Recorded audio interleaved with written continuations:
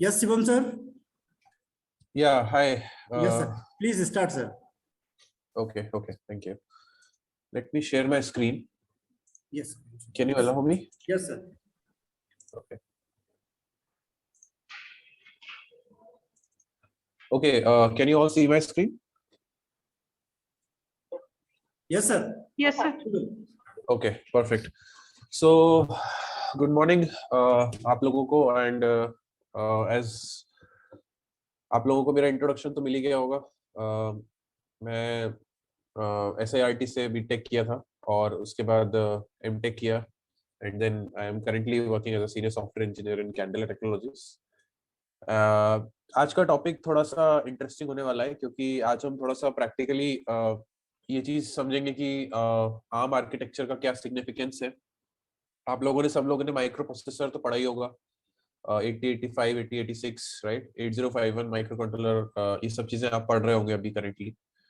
तो इन सब से भी एक बहुत इंपॉर्टेंट चीज है एडवांस, जो आजकल बहुत ट्रेंडिंग में है एंड पूरे वर्ल्ड में हर जगह, मतलब जो majorly used architecture micro controller का है वो है आर्म। आर्म की फुल फॉर्म है एडवांस रिस्क मशीन्स। आप लोगों ने सिस्क, रिस्क, ये सब चीजें तो पढ़ी होंगी। तो हम लोग जरा थोड़ा सा जंप करते हैं कि हमें सबसे पहले तो ये जानना पड़ेगा कि हमें हमारे लिए एमसीयू की नीड क्या है, माइक्रो कंट्रोलर की क्या इंपॉर्टेंस है हमारे लिए, राइट। आप कोई भी चीज अगर पढ़ेंगे तो आपको ये जानना जरूरी है कि हम ये पढ़ क्यों रहे हैं, ठीक है, और हमें माइक्रो कंट्रोलर की या माइक्रो प्रोसेसर्स की नीड क्या है हमारी लाइफ में, राइट। सो बहुत ही सिंपल एग्जांपल है मेरे सामने। आप अपने लेफ्ट में ये सर्किट डायग्राम देख रहे होंगे जिसमें एक स्विच है and there is a LED, right. So अगर आप इस स्विच को प्रेस करेंगे तो ये एलईडी जलेगी, right. If you release this switch, LED will be in turn off, right. हम ये सेम सर्किट एक माइक्रो कंट्रोलर का यूज करके बना सकते हैं आपके राइट में, राइट। हम एक माइक्रो कंट्रोलर लेंगे, उसमें एक इनपुट आउटपुट पोर्ट रहेगा जिसको हम स्विच से कनेक्ट करेंगे, और एक दूसरा इनपुट आउटपुट पोर्ट रहेगा जिसको हम एलईडी से कनेक्ट कर लेंगे, राइट। जब हम इस स्विच को प्रेस करेंगे तो हम यहाँ पे एक लॉजिक लिख देंगे इसके माइक्रो कंट्रोलर के अंदर, एक प्रोग्राम 2 लाइन का, कि जैसे ये स्विच प्रेस होगा वैसे ही ये लाइट जला दे एलईडी वाला, ठीक है। जैसे स्विच रिलीज होगा वैसे ये लाइट बंद हो जाए। तो ये छोटा सा एग्जांपल है कि हम इस सर्किट को ऐसे भी बना सकते हैं।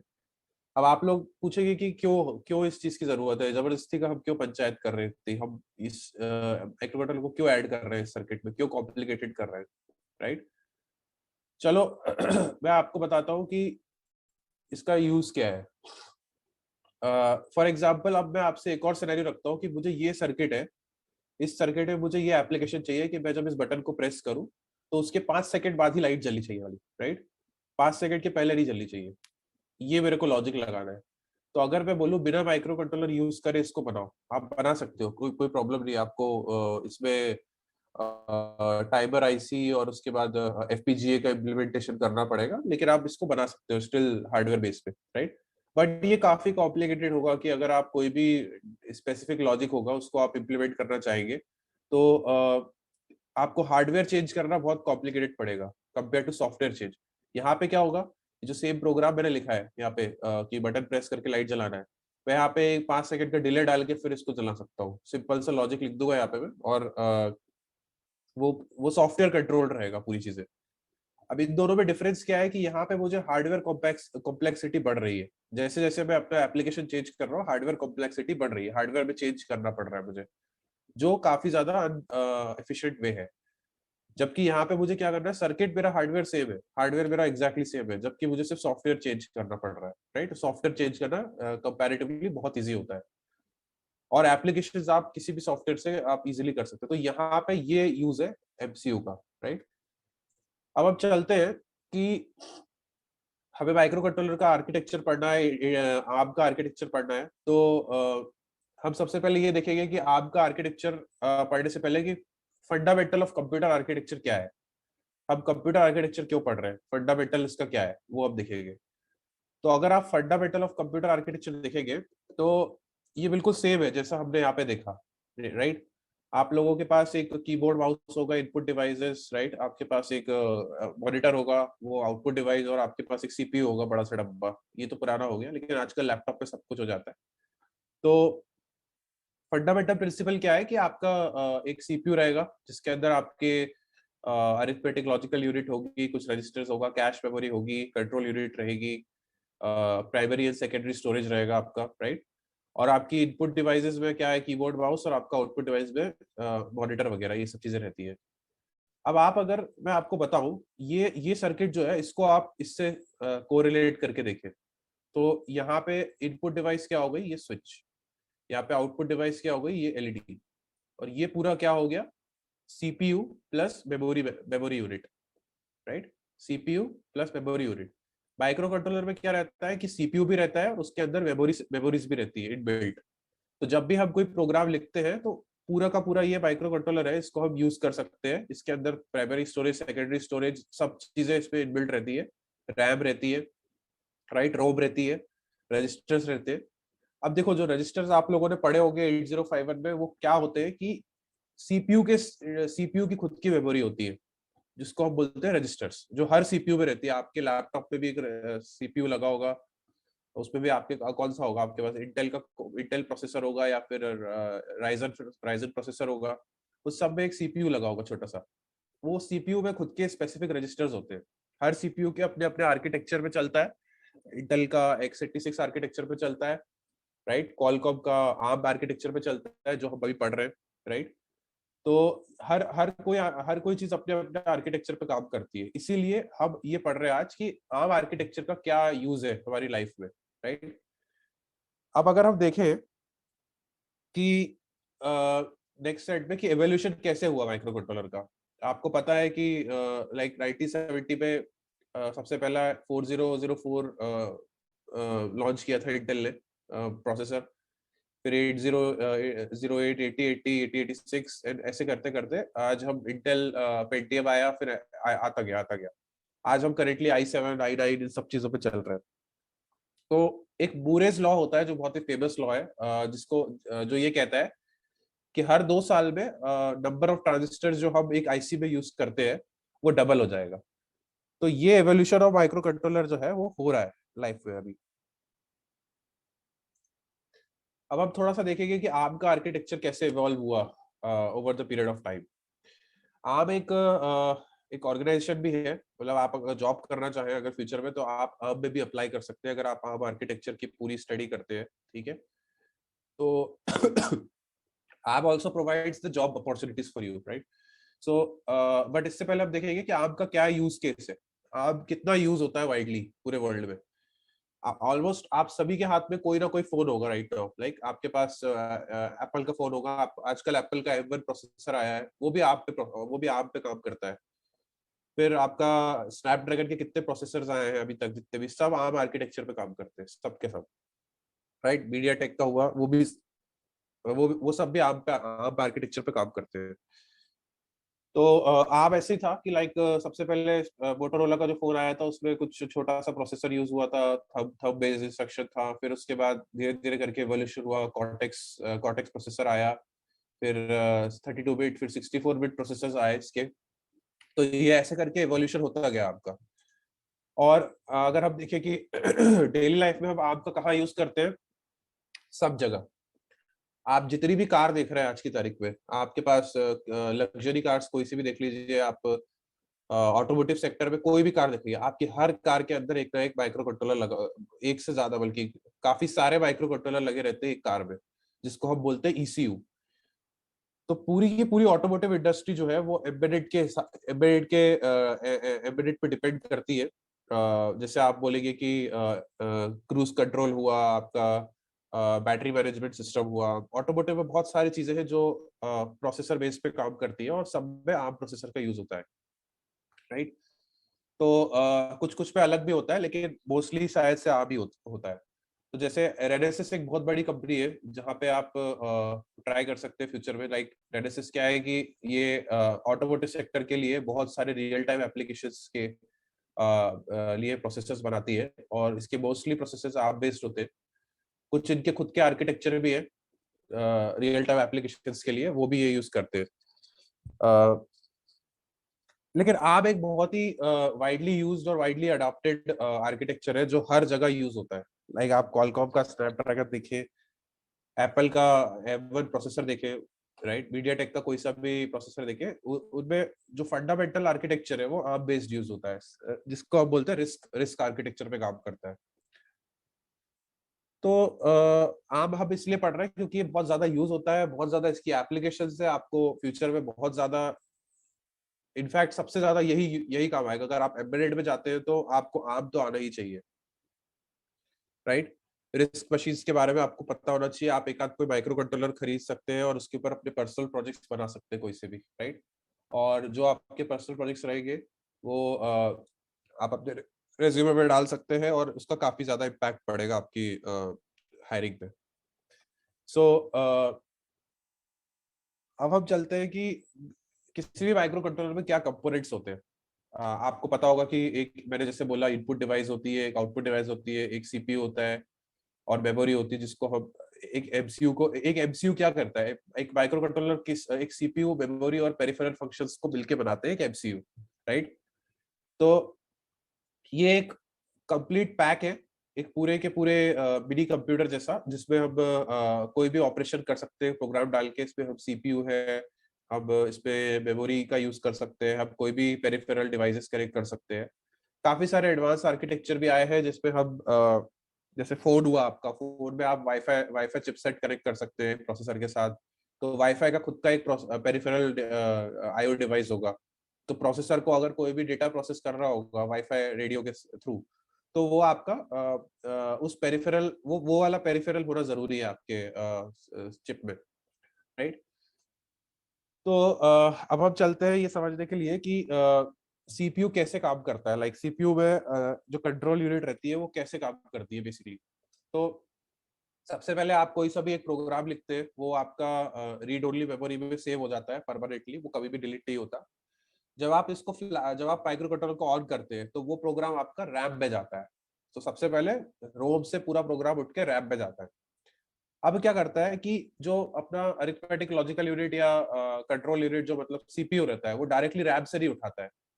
रैम से जो डेटा रहता है वो इंस्ट्रक्शन बाय इंस्ट्रक्शन रजिस्टर्स में आता है। अब रजिस्टर्स मैंने बताया कि सीपीयू के खुद के रजिस्टर्स होते हैं, राइट। आपका 8051 में खुद के कुछ रजिस्टर्स होंगे, जैसे ए बी R0 से R7, ये सब रजिस्टर्स आपने पढ़े होंगे। ARM में भी काफी सारे 37 रजिस्टर्स होते हैं, कुछ स्पेशल फंक्शन रजिस्टर्स होते हैं, बहुत सारे रजिस्टर्स होते हैं, राइट। तो प्रोसेसर के खुद के रजिस्टर्स होते हैं। वो जब भी इंस्ट्रक्शन होता है तो वो इंस्ट्रक्शन बाय इंस्ट्रक्शन रजिस्टर्स में आता है। फिर वो ALU उसको प्रोसेस करता है और उसके बाद उसका रिजल्ट भी रजिस्टर्स में डालता है वापस, राइट। और फिर रजिस्टर से हम वापस उसको रैम पे भेजते हैं, मेमोरी में, और फिर हम वो रैम से जहाँ पे भी उसको पेरिफेरल में हुआ या फिर कहीं पे भी मेमोरी में उसको सेव करना हुआ वो सेव करता है, राइट। तो ये पूरा प्रोसेस है, बेसिक एक बहुत ही हाई लेवल का प्रोसेस है। प्रोग्राम काउंटर क्या करता है कि वो एड्रेस करता है स्टोर नेक्स्ट इंस्ट्रक्शन का। जैसे आपने 10 लाइन का कोड लिखा, ठीक है, वो रैम में आ गया 10 लाइन का इंस्ट्रक्शंस, राइट। पहली लाइन जाएगी, उसके बाद प्रोग्राम काउंटर नेक्स्ट लाइन का एड्रेस पता है, तो उसे पता है कि नेक्स्ट इंस्ट्रक्शन उसे किस एड्रेस से उठाना है, राइट। एक मेमोरी जो रहती है वो एक एड्रेस बेस पे चलती है, 0 से लेके 100 तक मान लो एक मेमोरी लेआउट है। तो 0 पे पहला इंस्ट्रक्शन आया, 1 पे सेकंड इंस्ट्रक्शन आया, 2 पे थर्ड इंस्ट्रक्शन आया, ऐसे करके अलग अलग इंस्ट्रक्शन आते गए। अब सीपीयू क्या करेगा, वो इंस्ट्रक्शंस को फेच करेगा, राइट। तो अब इस पे लोड स्टोर आर्किटेक्चर होता है, जिसको आप बाद में पढ़ेंगे कैसे काम करता है। तो अभी तो आप इतना समझिए कि जो भी सीपीयू रहता है वो कभी भी डायरेक्टली रैम से डेटा उठा के नहीं रन कर सकता। वो उसके खुद के सीपीयू रजिस्टर्स होते हैं और रजिस्टर्स में ही सारा प्रोसेस होता है, रजिस्टर भी सारा आउटपुट सेव होता है और फिर वो वहां से वापस रैम पे जाता है। ये बेसिक हाई लेवल ओवरव्यू है। इसके बाद हम चलते हैं कि ARM आर्किटेक्चर की क्या सिग्निफिकेंस है और क्या एप्लीकेशंस है। जैसे ARM जो है उसका ARM, इसके 3 एब्रीविएशन है। A मतलब AX सीरीज, R सीरीज और M सीरीज, ये 3 डिफरेंट सीरीज आई है ARM की। A सीरीज मतलब सिस्टम ऑन चिप एप्लीकेशंस। आप किसी भी ARM का माइक्रो कंट्रोलर या ARM का A सीरीज का प्रोसेसर उठा के आप खुद का एक कंप्यूटर बना सकते हैं, खुद का एक सिस्टम ऑन चिप बना सकते हैं। जैसे रास्पबेरी पाई हुआ, आपका ड्रैगन बोर्ड हुआ, right. Dragon board is a perfect example of ARM architecture based so what is the thing is that आप ए सीरीज का यूज करके कोई भी मोबाइल बना सकते हैं, जैसे ए कॉर्टेक्स A7, A52, A53 ऐसे करके ये आपके ए सीरीज के जितने भी, जब भी आप बोलते हैं ना, आपने कभी भी देखा होगा कि स्नैपड्रैगन 860 860 ऐसा लिखा आता है, उसके आगे लिखा रहता है कि it's cortex A this based, what is the architecture of this Snapdragon processor. तो वो कहीं ना कहीं उसमें कॉर्टेक्स ए सीरीज का कुछ मेंशन रहेगा, राइट। तो एक्चुअली क्या होता है कि वो ए सीरीज का आर्किटेक्चर उठाते हैं और उस आर्किटेक्चर के ऊपर उनका खुद का प्रोसेसर डिजाइन करते हैं और उसका एक सिस्टम और चिप बना के उसको असेंबल करके एक प्रॉपर मोबाइल बना के दे देते हैं आपको, राइट। आर सीरीज का जैसे मैंने बताया ऑटोमोटिव सेक्टर में बहुत ज्यादा रियल टाइम एप्लीकेशंस की जरूरत है। जैसे अगर आप मान लीजिए गाड़ी चला रहे हैं या रॉकेट है आपका, स्पेस रॉकेट, तो स्पेस रॉकेट में आपको प्रिसाइसनेस और एक्यूरेसी बहुत चाहिए रहती है, और उसके उसके साथ साथ आपको ये चाहिए रहता है कि अगर मान लो कि मुझे मेरे पास सिर्फ 1 माइक्रो सेकेंड या 1 मिली सेकेंड तक की ही टाइम है, मुझे 1 मिली सेकेंड के अंदर इसका इंस्ट्रक्शन प्रोसेस होके चाहिए, या 1 मिली सेकेंड की मेरी एक्यूरेसी, अगर मैं 1 मिली सेकेंड से 2 मिली सेकेंड करता हूँ तो बहुत ज्यादा डिजास्टर होने के चांसेस रहते हैं। तो ये बोलते हैं real time applications. Real time मतलब आपको रियल टाइम में ही सारी चीजें चाहिए रहती है, जो बहुत ज्यादा प्रिसाइज होनी चाहिए। तो वो प्रिसाइज, वो प्रिसीजन, वो एक्यूरेसी, वो स्पीड आर सीरीज के माइक्रो कंट्रोलर और आर सीरीज के प्रोसेसर्स से यूज होती है। रेनेसिस जैसे मैंने आपको बताया, ठीक है। एनएक्सपी हुआ, एनएक्सपी एक बहुत बड़ी कंपनी है जो ऑटोमोटिव सेक्टर के लिए प्रोसेसर्स बनाती है, राइट। तो आप ऑटोमोटिव इंडस्ट्री में जा सकते हैं पूरी की पूरी, अगर आपको आर्म आता है तो, राइट। अगर आपको आर्म का आर्किटेक्चर आता है तो आप रॉबर्ट बॉश पे जा सकते हैं, आप डेल्फी पे जा सकते हैं, एप्टिव में जा सकते हैं, वैलियो में जा सकते हैं। बहुत सारी ऑटोमोटिव की कंपनीज है जहाँ पे आप जा सकते हैं। अभी रिसेंटली इलेक्ट्रिक व्हीकल्स का बहुत ट्रेंड चल रहा है, राइट। तो इलेक्ट्रिक कार्स जो होती है, इलेक्ट्रिक इंडस्ट्री, ई मोबिलिटी इंडस्ट्री, आपको अगर आर्म आता है तो आपको आप किसी भी इंडस्ट्री में अप्लाई कर सकते हैं एम्बेडेड बेस्ड, राइट। इसके अलावा एम सीरीज के जो रहते हैं ये general purpose micro controller application है। जैसे आपको कोई प्रोजेक्ट बनाना है, राइट, आपको कोई बेसिक एप्लीकेशन करना है, जैसे एम सीरीज का मैं आपको सिंपल सा एग्जांपल देता हूँ। जैसे आपका फॉर एग्जांपल आपके पास एक स्मार्ट वॉच है, राइट। स्मार्ट वॉच में आपके पास एक प्रोसेसर रहता है, तो वो एम सीरीज का होता है, क्यों? उसमें एक स्पेसिफिक अमाउंट ऑफ एप्लीकेशन है। आपका जो मोबाइल है वो स्नैपड्रैगन है, उसमें हाई हाई प्रोसेसिंग पावर चाहिए रहती है, राइट। लेकिन आपकी स्मार्ट वॉच पे प्रोसेसिंग पावर की जरूरत नहीं है। तो आपका जो फिटबिट हुआ, आपका ये जो आपकी अलग अलग स्मार्ट वॉचेस आती है मार्केट में, वो सब एम सीरीज के प्रोसेसर बेस्ड पे काम करती है, ओके। तो इस पे कॉर्टेक्स M4 होता है, बहुत पॉपुलर है, कॉर्टेक्स M7 होता है, बहुत पॉपुलर है, राइट। ऐसे करके बहुत सारे प्रोसेसर आर्किटेक्चर है जिनका यूज होता है। अब अगर आप देखें कि किसी भी माइक्रो कंट्रोलर, किसी भी सिस्टम में एक लेयर्स बाय लेयर हम समझते हैं चीजें क्या होती है। सबसे पहले हार्डवेयर लेयर होती है। जैसे आप कोई भी माइक्रो कंट्रोलर खरीदते हैं, राइट, या कोई भी प्रोसेसर खरीदते हैं, उसका खुद का हार्डवेयर होगा, राइट। उसमें क्या होगा? मेमोरी होगा, उसमें सीपीयू होगा, उसमें पेरिफेरल डिवाइसेस होंगी, जैसे आपका ईथरनेट पोर्ट हुआ, जैसे आप रास्पबेरी पाई हुआ आपका, या फिर आर्डिनो हुआ, उसमें सब में ईथरनेट डिवाइसेस लगी रहती है, वो पेरिफेरल्स हो गए, राइट। तो वो सब हार्डवेयर डिवाइसेस है जो आपके एक पर्टिकुलर सिंगल बोर्ड में आपके असेंबल्ड है, राइट। अब उन हार्डवेयर को जलाने के लिए हमारे पास क्या चाहिए रहेगा? हमें डिवाइस ड्राइवर्स चाहिए रहेंगे। और इनिशियलाइजेशन क्या करता है कि वो हार्डवेयर को इनिशियलाइज करता है। तो इनिशियलाइजेशन एंड डिवाइस ड्राइवर्स क्या करते हैं? हार्डवेयर को ड्राइव करते हैं, ओके। और इन डिवाइस ड्राइवर्स को कौन चलाता है? Operating system. आपके लैपटॉप पे, आपके कंप्यूटर में, आपके फोन में एक ऑपरेटिंग सिस्टम होगा। आपके पास एंड्रॉइड होगा, आपके पास विंडोज होगा, लिनक्स होगा, मैक ओएस होगा। वो सब एक ऑपरेटिंग सिस्टम है जो ग्राउंड लेवल पे क्या करते हैं कि डिवाइस ड्राइवर्स को रन करते हैं। और वो डिवाइस ड्राइवर्स क्या करते हैं? हार्डवेयर को कंट्रोल करते हैं। फॉर एग्जांपल मैंने कीबोर्ड से एक बटन प्रेस किया, तो अब जो मैंने बटन प्रेस किया, वो डिवाइस ड्राइवर के थ्रू ऑपरेटिंग सिस्टम को इंस्ट्रक्शन जाएगा कि मैंने कि ये बटन, एक इंटरप्ट आएगा कि इस पिन पे ये बटन प्रेस हुआ है। अब ऑपरेटिंग सिस्टम को पता है कि वो कीबोर्ड का बटन है, राइट, क्योंकि हमने वो वाला ड्राइवर उसमें इंस्टॉल किया हुआ है। कीबोर्ड का ड्राइवर हमारे पास है ऑपरेटिंग सिस्टम में। तो क्या होगा कि वो बटन मैंने प्रेस किया, अब ऑपरेटिंग सिस्टम को पता है कि वो बटन क्या मीनिंग है। अब वैसे जैसे मैं वर्ड वर्ड पे टाइप कर रहा हूँ, या तो अगर मैं A B C कुछ भी टाइप कर रहा हूँ, तो ऑपरेटिंग सिस्टम को पता है कि उसे क्या प्रिंट कराना है, क्या आउटपुट दिखाना है, क्योंकि वो कोड उसमें लिखा हुआ है, वो फंक्शनैलिटी ऑपरेटिंग सिस्टम में लिखी हुई है कि ड्राइवर का कोड लेके उसको क्या कैसे आउटपुट में ले जाना है, राइट। तो ऑपरेटिंग सिस्टम का ये काम है। अब जैसे मैंने आपको बताया वर्ड एप्लीकेशन है एक, राइट, एक्सेल हो गया, वर्ड हो गया, कोई भी एप्लीकेशन है वो ऑपरेटिंग सिस्टम के ऊपर रन होती है। अब जैसे मैं वर्ड से बोलूं कि मुझे टाइप करना है, तो जब मैं टाइप करूंगा तो कीबोर्ड से जो इंटरप्ट आएगा, कीबोर्ड से जो डेटा आएगा वो डायरेक्टली मेरा एप्लीकेशन पे प्रिंट हो जाएगा। तो ऑपरेटिंग सिस्टम कुछ नहीं कर रहा है, हार्डवेयर से जो डेटा आ रहा है वो डिवाइस ड्राइवर के थ्रू ऑपरेटिंग सिस्टम ले रहा है और उसको जिस जिस एप्लीकेशन को चाहिए वो डेटा दे रहा है, राइट। तो ये एक बेसिक एब्स्ट्रैक्शन लेयर है किसी भी सिस्टम का, चाहे आपका कंप्यूटर हो, चाहे लैपटॉप हो, चाहे फोन हो, चाहे आपका कोई भी सिस्टम ऑन चिप एप्लीकेशन हो, कुछ भी हो, राइट। आपके जनरल पर्पस माइक्रो कंट्रोलर्स में ज्यादा ऑपरेटिंग सिस्टम की जरूरत नहीं रहती है। Yes. Sorry, sir, for interruption. या Sir, are you listening me, sir? Yes, I am listening you. Sir, 4 minutes are left, sir. So please, because of lack of time, Zoom meeting will end in. Okay, no worries. I'll wrap up quickly.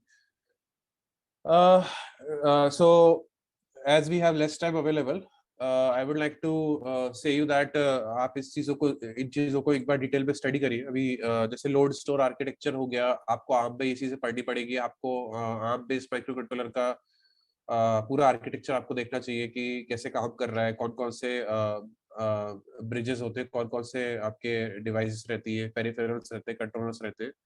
ARM एक बहुत बड़ा मतलब topic है अपने आप में। बहुत dual architecture, cache memory क्या होती है, ये सब चीजें आप पढ़ सकते हैं। एंड ये आपके लिए काफी ज्यादा आगे काम आएगा। और ये चीजें आप पढ़िए अच्छे से, राइट। और आपको कोई भी डाउट हो आप मुझे लिंक्डइन पे रीच आउट कर सकते हैं, राइट। ऑफ कोर्स मेरे पास और भी चीजें थी बोलने के लिए, लेकिन because of time limitations, I cannot explain these load store architecture, what given Harvard and memory hierarchy or cache memory in detail. But I would like you all to go to this, and because this will bring a big value in your resume, in your knowledge, right? So, do we have any questions?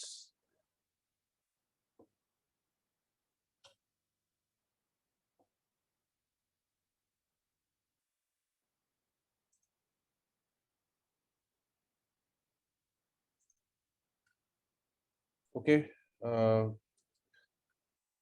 I think आप इस चीजों को पढ़ सकते हैं और reach out करिएगा मुझे। I will share my LinkedIn ID to Rahul sir and Rajendra sir. आप उनसे ले सकते हैं, आप उससे कनेक्ट कर सकते हैं। कोई भी आपको डाउट्स हो, आपको प्रोजेक्ट में हेल्प चाहिए कोई भी, I can help you around that.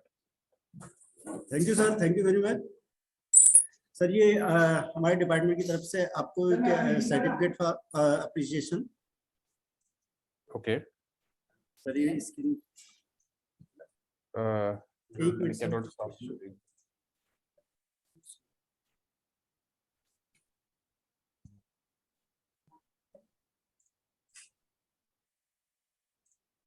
Yes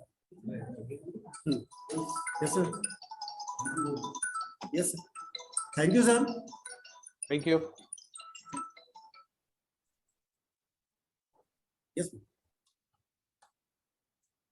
thank you very much sir. Thank you.